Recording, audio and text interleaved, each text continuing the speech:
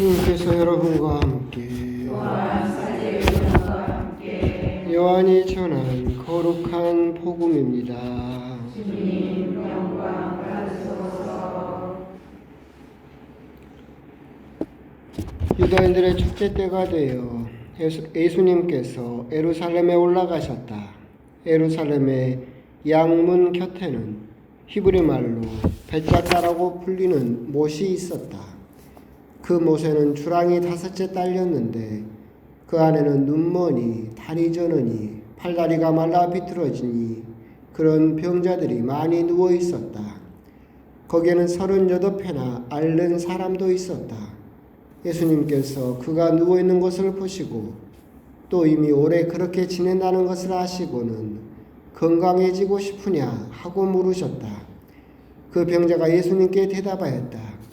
선생님, 물이 출렁거릴 때 저를 못 속에 넣어줄 사람이 없습니다. 그래서 제가 가는 동안에 다른 이가 저보다 먼저 내려갑니다. 예수님께서 그에게 말씀하셨다. 일어나 내 들 것을 들고 걸어가거라. 그러자 그 사람은 곧 건강하게 되어 자기 들 것을 들고 걸어갔다. 그날은 안식일이었다. 그래서 유다인들이 병이 나은 그 사람에게 오늘은 안식일이요 들 것을 들고 다니는 것은 합당하지 않소 하고 말하였다. 그가 나를 건강하게 해주신 그분께서 나에게 내 들 것을 들고 걸어가라 하셨습니다 하고 대답하자 그들이 물었다. 당신에게 그것을 들고 걸어가라 한 사람이 누구요? 그러나 병이 나은 이는 그분이 누구이신지 알지 못하였다. 그곳에 군중이 몰려 있어 예수님께서 몰래 자리를 뜨셨기 때문이다. 그 뒤에 예수님께서 그 사람을 성전에서 만나시자 그에게 이르셨다. 자, 너는 건강하게 되었다. 더 나쁜 일이 너에게 일어나지 않도록 다시는 죄를 짓지 마라. 그 사람은 물러가서 자기를 건강하게 만들어주신 분은 예수님이시라고 유다인들에게 알렸다. 그래야 유다인들은 예수님께서 안식일에 그러한 일을 하셨다고 하여 그분을 박해하기 시작하였다. 주님의 말씀입니다. 그리스도님 참여합니다. 참 예수님. 특별한 일들 없으시죠? 별일 있어요? 없죠. 내일 성경 공부 있구나. 까먹고 있었어요. 복음은 오늘은 여러분들이 이제 벳작다 연못에서 예수님께서 38회나 병들어 있던 환자를 치유하시는 기적의 아름다운 이야기를 또 듣게 되셨습니다.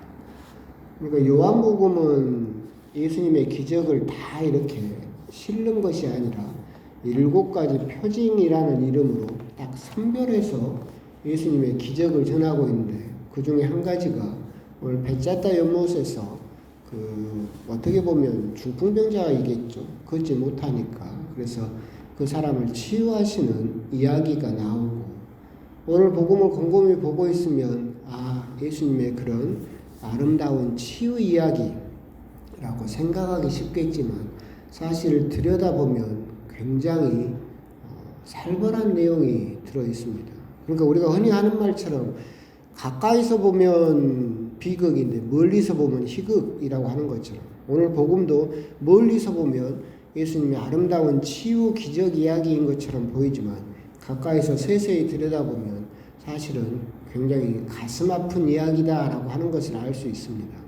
벳작다, 그러니까 번역에 따라서 베데스다라고도 하고 그런데 벳작다라고 하는 것은 올리브의 집 그런 뜻인데 중요하진 않습니다. 예루살렘 안에가 이렇게 샘이 있는데 기드온 골짜기에서 내려온 그 물을 받아가지고 연못을 만들었는데 여기는 대대적으로 성전을 거쳐서 나온 물이다. 오늘 일독서에 있는 것처럼 성전에서 나온 물이 만물을 살린다라고 하는 그런 믿음을 유대인들이 가지고 있었기 때문에 거기에서 성전을 거쳐서 나오는 그 물이 사람을 치유한다라고 해서 주랑이 5채 그렇게 사람들이 몰려서 치유받기를 원했고, 나중에는 거기에가 이제 그 벳자다 연못 근처에가 요아킴과 안나 성인의 집이 근처에 있었다라고 해서 나중에는 이 벳자다 연못 위에가 이제 안나 대성당이 들어서기도 했던, 대대적으로 치유의 기적이 일어났던 곳으로 유명했던 곳입니다. 근데 그렇게 치유가 일어나는데 이게 이제 좀 조건이 있다라고 그러죠. 벳자다 연못이 그냥 들어간다라고 해서 사람이 치유받는 것이 아니라 간혹 언제인지는 모르겠지만 천사가 내려와서 물을 이렇게 휘저으면 물이 막 소용돌이같이 요동치면 그때 맨 먼저 들어가는 사람이 치유를 받는다라고 그렇게 이스라엘 사람들은 믿고 있었다라고 하는 겁니다. 참 이게 어떻게 보면 지금 현재 자본주의하고 너무나 비슷하죠. 치유가 일어나요. 그런데 몇 명만 치유받아요? 딱 한 명. 제일 먼저 도착하는 사람 1등만 치유받아요. 근데 여러분들 생각하기에 감기 걸린 사람이 먼저 들어가겠어요? 중풍병자가 먼저 들어가겠어요? 감기 걸린 사람.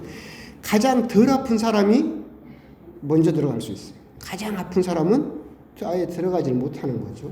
그렇게 어떻게 보면 비합리적인 더 낫기를 청하고 있고 더 애절한 사람일수록 더 들어가지 못하고 오히려 더 건강한 사람이 더 빨리 들어갈 수 있고, 그것도 오직 1등만이, 어떻게 보면 능력이 더 좋은 사람만이 치유받을 수 있는 굉장히 불합리한, 마치 지금과 같은 사회죠. 경쟁 구도. 거기서 더 능력 있는 1등만 거기에 골인할 수 있는 그런 구도를 여실히 보여주고 있는 것이 이 벳자다 연못이었죠.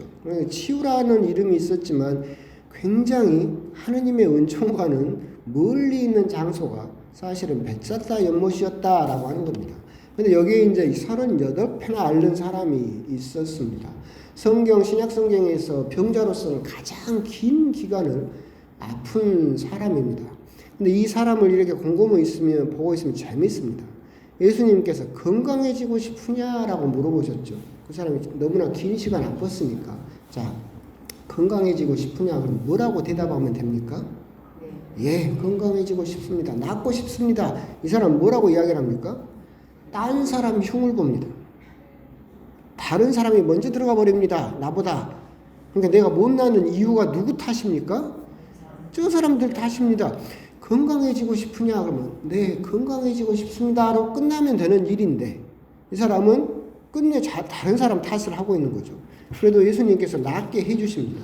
근데 이날이 안식일이었고, 그래서 이제 유다인들이 물어보죠. 당신에게 그것을 들고 걸어가라는 사람이 누구요? 라고 물어봅니다. 그러니까 이 사람은 누군지 알지 못했어요. 그런데 재밌는 게 그거예요. 뒷부분에서 다시 예수님을 만납니다. 너는 건강하게 되었다. 더 나쁜 일이 너에게 일어나지 않도록 다시는 죄를 짓지 마라 라고 예수님은 경고를 하시는데, 이 사람은 나를 낫게 해주신 분이 예수님이라는 걸 아는 순간 어떻게 합니까? 유다인들에게 가서 고발합니다. 자기를 건강하게 만들어주신 분은 예수님이시라고 유다인들에게 알렸다라고 되어 있는데, 이 알렸다의 성경 원어가 어디에 똑같이 쓰이냐면, 배신자 유다가 예수님을 팔아넘길 때 예수님이 지금 어디에 계신다고 알렸다와 같은 단어입니다.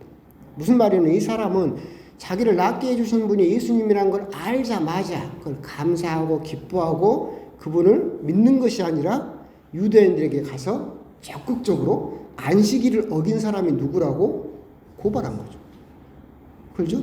그래서 예수님이 박해를 받기 시작하였다라고 이야기가 그렇게 되고 있죠. 그리고 이 사람은 38패나 아팠었던 사람이었는데, 이 사람은 끝내 그 고통 속에서도 다른 사람 탓만을 하면서 그 시간을 보내왔었고, 그걸 또 낫게 해주시는 예수님이 자기를 낫게 해주시자 누군지도 몰랐지만 나중에 그분이 예수님이라는 걸 알자마자 다시 자기는 유다인 사회에 편입되고 싶죠. 자기는 안식일을 어기지 않았다라고 하는 것을 알리고 싶고, 정작 안식일을 어긴 사람은 누구예요? 저 사람입니다 라고 고발해서 자기는 거기에서 벗어나고 싶은 마음에 자기를 낫게 해주신 분을 적극적으로 가서 알렸다라고 되어 있습니다. 어떻게 보면 멀리서 보면 치유 기적 이야기가 같고 행복한 기적 이야기인 것 같지만 전혀 자세히 들여다보면 그런 현상이 일어나고 있지 않다. 그런데 이렇게 자세히 들여다보면 정말 어떻게 보면 가슴 아픈 이야기가 이렇게 되어 있는데 요한복음은 이걸 왜 여기다 넣어놨을까? 이게 재밌는 부분이 이거예요. 이건 요한복음 5장입니다. 이게 요한복음 9장에 가면 실로암 연못이 나옵니다. 실로암 연못이 나오는데 이 벳자다와 실로암을 대비하도록 여러분에게 이야기를 하고 있어요. 똑같은 연못입니다. 그리고 똑같은 38년 환자고 태어날 때부터 소경이에요. 이 사람도 수십 년 태어날 때부터 소경이었던 사람이고 이 두 사람이 어떻게 치유를 받냐면 안식일에 치유를 받아요. 두 사람 다 자기를 낫게 해주신 분이 누군지 몰라요. 나중에 가서야 자기를 낫게 해주신 분이 예수님이란 걸 알죠. 이 벳자다 연못의 환자는 자기를 낫게 해주신 분이 예수님이란 걸 아는 순간 고발했어요. 실로암 환자는 자기를 낫게 해주신 분이 예수님이란 걸 아는 순간 어떻게 했냐면 믿었어요. 오늘 복음은 그냥 벳자다 연못 이야기로 하나가 끝나는 것이 아니라 5장에서 벳자다 연못에서 똑같은 구조를 가지고 있어요. 연못, 안식일, 장기간의 환자, 그리고 누가 나를 고쳐주시는지 두 사람 다 몰랐다. 근데 그걸 아는 순간 두 사람의 대우가, 두 사람의 처신이, 행동이 완전히 다르다라고 하는 것을 벳자다와 실로암이란 두 이야기로 이렇게 대비하고 있죠. 실로암도 똑같아요. 실로암에서도 태어날 때부터 소경이었을 때 유다인들이 물어보죠. 저 사람이 태어날 때부터 소경인 것은 부모 잘못입니까? 부모 죄 때문입니까? 저 사람 죄 때문입니까? 아니 태어날 때부터 눈이 안 보였어요. 그럼 태어난 아기가 죄를 지을 것이 없죠. 그럼 부모 탓으로 부모가 신포도를 먹으면 자식 이가 시리다라는 구약의 말처럼 그럼 저거 부모 탓 아닙니까? 라고 유다인들은 믿고 싶었죠. 그때 예수님의 대답은 뭐였어요? 둘 다 아니다. 저 사람을 통해서 하느님의 영광을 드러내기 위해서다. 누구 잘못이나 누구 탓이 아니다 라고 하면서 그 사람을 치유하시죠. 그리고 결정적으로 그 사람은 자기를 치유하신 분이 예수님이라는 걸 알자 믿었다라고 되어 있습니다. 오늘 복음은 여러분들이 벳자다 5장의 벳자다와 9장의 실로암을 한번 벳자다를 읽어보고 실로암을 읽어보고 똑같은 비슷한 환경과 똑같은 상황 하에서 기적이 일어났을 때 어떤 사람은 자기가 더 살고 싶고 다시 주류에 편입되고 싶어서 유다인 사회에 다시 편입되고 싶어서 예수님을 고발하는 사람과 자기를 보이게 해주셔서 그저 감사하면서 예수님을 믿는 두 명의 사람 이야기를 보면서 한번 곰곰이 묵상을 해보실 필요가 있겠다. 결국 벳자다 연못을 통해서 성경이 우리들에게 전해주고자 하는 것은 뭐냐라고 한다면 38년 신약 성경에서 가장 긴 시간을 아팠던 사람이었어요. 근데 이 사람을 보고 있으면 하는 행태는 그 사람이 38년 동안 당했던 고통이 아무런 의미가 없어요. 그저 38년 동안 아팠던 것은 남 탓이었었고 그냥 끊임없이 남 탓을 하고 있고 낫고 나서도 예수님을 고발하잖아요. 38년이라는 긴 시간의 고통이 그 사람에게는 그 어떤 단련도 되지 못했고 어떤 의미도 되지 못했던 그리고 그 사람에게 어떤 변화도 가져오지 못했고 고통에 그냥 짓눌리면서 다른 사람 원망만 하는 그 사람을 보여주면서 우리들에게도 똑같이 묻는 거죠. 우리 역시도 신앙생활을 오래 하신 분이 있죠. 그럼 오래 하면 신앙이 깊어질까요? 아니라는 거죠. 제가 누누이 말씀드리죠. 신앙은 된장 고추장이 아니에요. 세례받고 그냥 성당 다닌다고 해서 저절로 숙성이 돼요? 안 돼요. 38년이나 고통 속에 있었지만 아무것도 변화되지 않은 사람처럼 우리 역시도 세례를 받고 신앙생활을 38년을 했다 하더라도 나는 변화될 생각이 없고 끊임없이 다른 사람 탓을 하면서 다른 사람 욕을 하면서 신앙생활을 했다라고 한다면 우리들은 그 어떤 변화도 가져올 수 없다. 중요한 건 시간이 중요한 것이 아니라 거기 안에서 내가 어떤 노력을 했느냐라고 하는 것이 굉장히 중요한 부분이다. 결국 우리 역시도 사회에서도 그렇게 이야기를 하지 않습니까? 어른이라고 하는 것은 나이가 많다고 해서 어른이 아니다. 나이 많다고 해서 저절로 어른이 되지는 않죠. 똑같이 신앙도 신앙생활을 오래 했다라고 해서 그저 성숙한 신앙인이 되는 것은 아니다. 오래 신앙생활을 했다는 것의 좋은 점은 뭐냐라고 한다면 그만큼 하느님을 만날 기회가 많았다는 거죠. 겨우 세례받고 1년 된 사람은 이제 하느님을 만날 기회가 한두 번이었을지 모르는데 예를 들어서 38년을 내가 신앙생활을 했다 그러면 적어도 하느님을 만날 기회가 50번, 100번은 됐을 거예요. 하느님을 만날 기회가 그만큼 더 많았었다라고 하는 것이 신앙생활을 길게 한 사람이 가지고 있는 이점이다. 그런데 그렇게 하느님을 만날 기회가 그렇게 많았음에도 불구하고 끝까지 하느님을 만나지 못했다라고 한다면 오늘 베짜다 연못에 나오는 이 환자 같은 모습을 결국은 보일 수밖에 없다.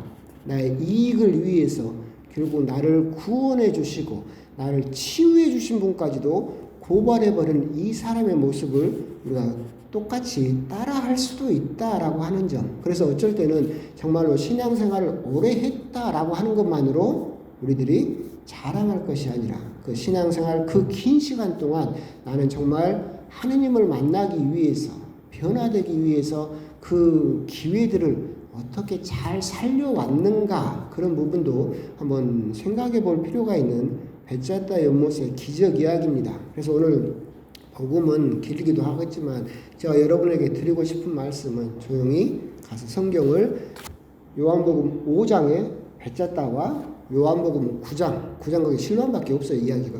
그 9장의 실로암 이야기를 두 개를 차근차근 읽어보시면서 두 사람을 한번 묵상을 해보신다면 여러분 신앙에 참으로 큰 도움이 되겠다라는 이야기를 드리고 싶습니다. 아멘.